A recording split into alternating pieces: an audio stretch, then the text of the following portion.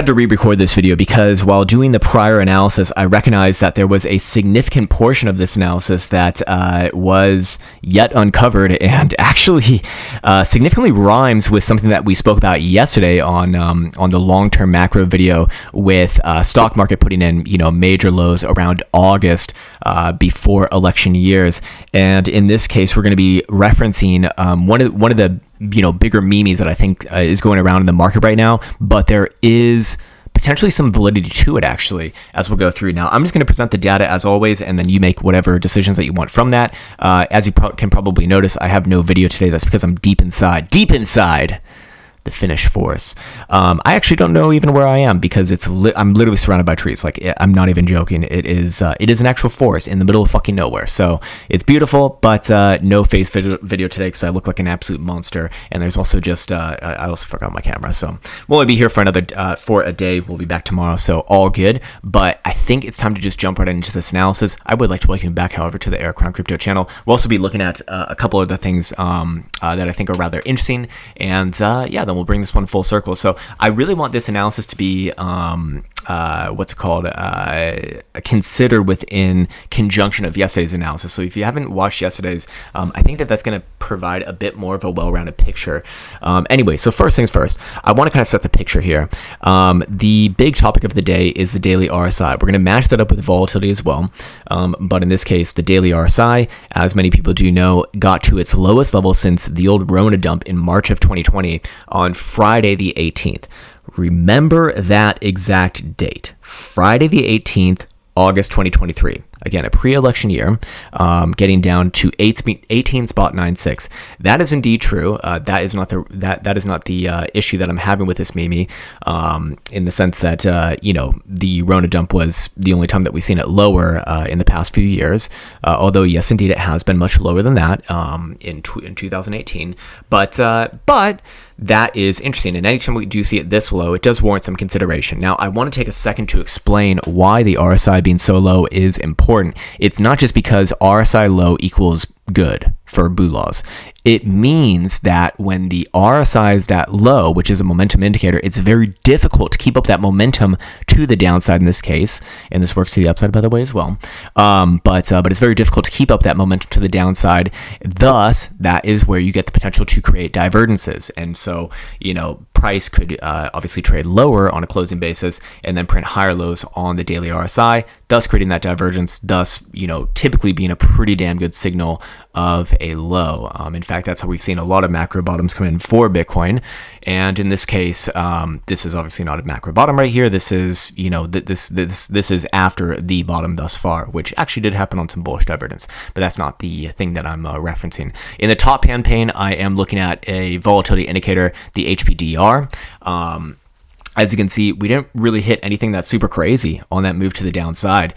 In fact, that move only got to 60, or sorry, well, I guess the highest level that we see right now is about 71, 72 percentile, which is not anything like super, super crazy. So again, keep these numbers in mind because we're going to come back to them a little bit later, but I do want to go through the data first because I think it is important. So again, the big things are RSI level over here, 1896, the date, Friday, the 18th of August, 2023, and volatility levels over here. All right, sweet. So we're going to go through some other examples.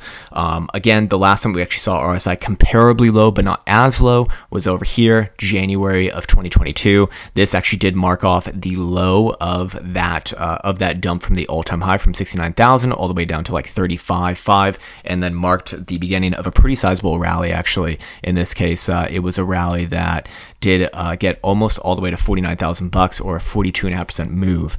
Moving on now. We can go to the one before that. That was the Rona time over here. Did get a little bit lower than what we're looking at right now at 15.67. Again, similar sort of price action right here. Dump off, no continuation. All of the move was done in basically one day, and then sideways and up from there. Interesting. In this case, volatility, however, did reach extreme. So I would say that's maybe not the best example to be pulling from. Time before that, which is this one actually comparable right here? Yeah, I would say it's comparable. 19.97, close enough. Coming after the highs that we saw from pre-cycle rally in 2019, and Bitcoin comes down to these regions right here, and then puts in a nice big rally, and then yes, does continue down later on, later on in the year, but did mark the beginning of a pretty sizable rally, I would say. Then we get to the next time, 2018, where we saw the RSI the lowest I believe it's ever been in Bitcoin's history. Didn't mark off the low, by the way. Why is that? Because divergence, my friends. It's not just about being low. But when you're looking for macro cycle lows, you do want to see that divergence. When you're looking for kind of other ones, it's a little bit less important, as we'll go over. But in this case, it first reached that level right here. Similar volatility read, by the way, as well. But this was after a full year of sideways at this region. And then Bitcoin obviously dumped off about 50%.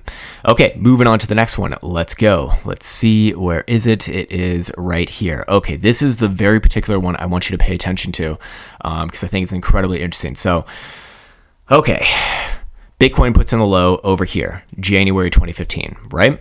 Right. Well, rhetorical questions. Like, that's the fucking answer, man. It did. Okay, great.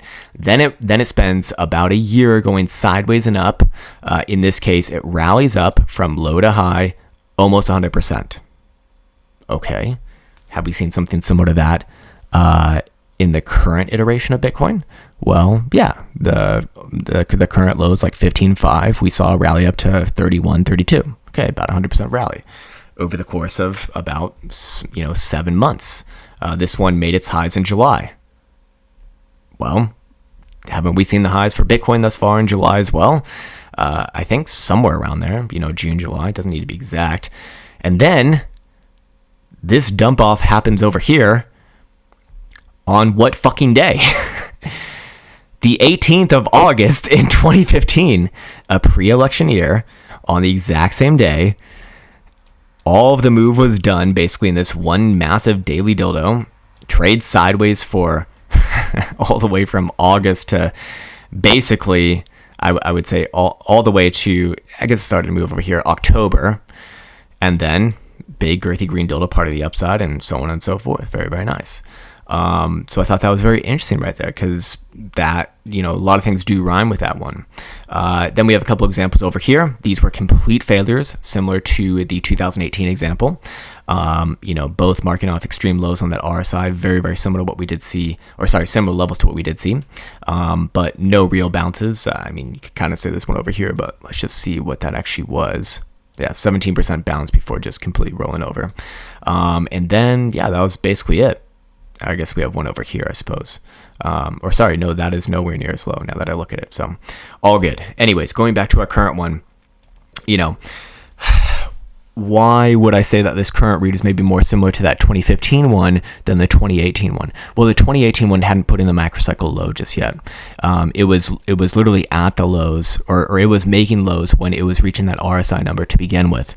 That's basically it. Not a pre-election year, not in the same August timeframe. Not necessarily sure how much that matters, but I do think it's still interesting. And fair enough. So, putting that sort of analysis together with the one that we looked at yesterday, it's like, can Bitcoin still go lower into like September? Yeah, maybe. Definitely possible. Or can stocks go lower into September? Yeah, definitely possible. But I'm looking for lows between now and the beginning of October.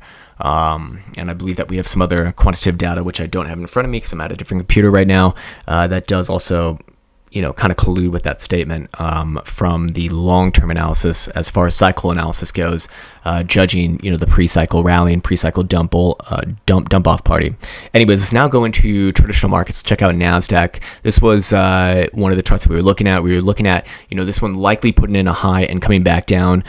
First area of interest was about 15,000, but unlikely to be a low. The next area of interest was 14.5 to 14.6, which we did say, hey, that could be a place. And what do you know? We do see a nice stab into that blue box right here, exactly at 14.6 14,609 and a quarter, not bad, and a pretty good response thus far.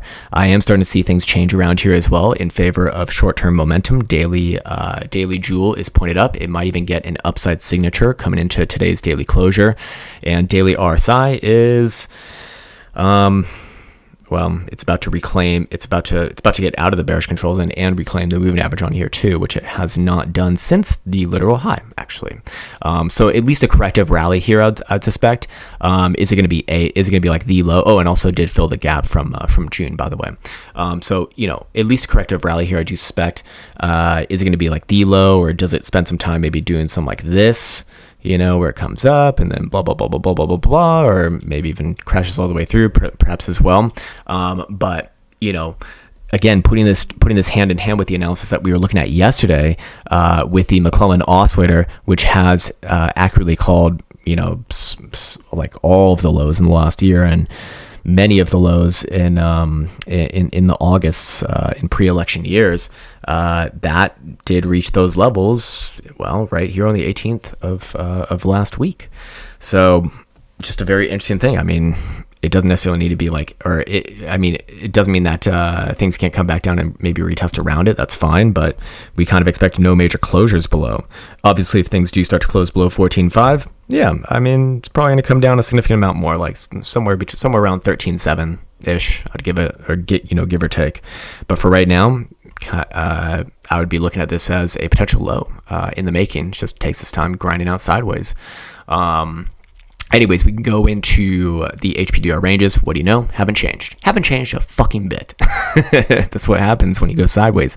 But this is kind of my point in that, we've seen now how many days of no continuation? 1, 2, 3, 4, 5. Working on day number 5 now. Again, I'd still say like 2 weeks is probably, or like 10 to 14 days of total sideways without any continuation is probably the time where it's like, hey, yeah, we probably see this one try for at least a bounce, maybe back up to like 27.5 or so. But for right now, clock's ticking here, and I don't really have much to add on to it other than that. The more time that it kind of eats up going sideways, the more and more likely it is to bounce. Bears want to see continuation rather soon here. Let's go check out Stochastic Momentum. I think this also kind of helps round out the overall analysis as why you want to see continuation sooner rather than later. And we can start off here with the 2-day time frame, which was one of the governing factors, which was giving us a higher probability of a breakdown around that $29,000 region. Presenting a bit of caution.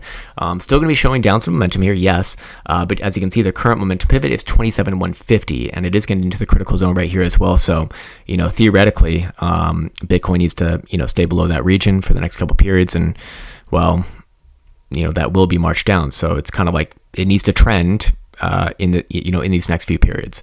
Otherwise, that's going to start to have a bullish reset. Daily time frame is going to be showing, I expect, downside momentum still. No, actually. Well, yes, it is still down below 26,150. Will turn up above 26,150, however. So again, this one's getting more close to current price action, closing tonight, of course, as well, and in the critical zone right there. Even now, I do recognize that there is a bit of a trendline regression governing the last couple lows here, the last couple major lows, I should add as well. So there you go. 12-hour time frame is also going to be in the critical zone, again, alongside extremes on volatility. 25,980 can be the magical number right there. 6-hour time frame actually going to be headed up above 25,930. 4-hour time frame is also going to be up above 25,975, and hourly is down below 26,150. So again, the more that it goes sideways, the more that it kind of allows us to reset. And if I start to see the 2-day time frame turn around, that would be a good opportunity, I suspect, for a bounce. So maybe another week here of sideways, bore the ever-loving shit out of everyone, and then continue on with the party, perhaps. But it should be known that the 5-day and the weekly are still pretty heavily positioned to the downside. So there is definite concern there. And if I'm bearish, those are the major ones I'm looking at, actually.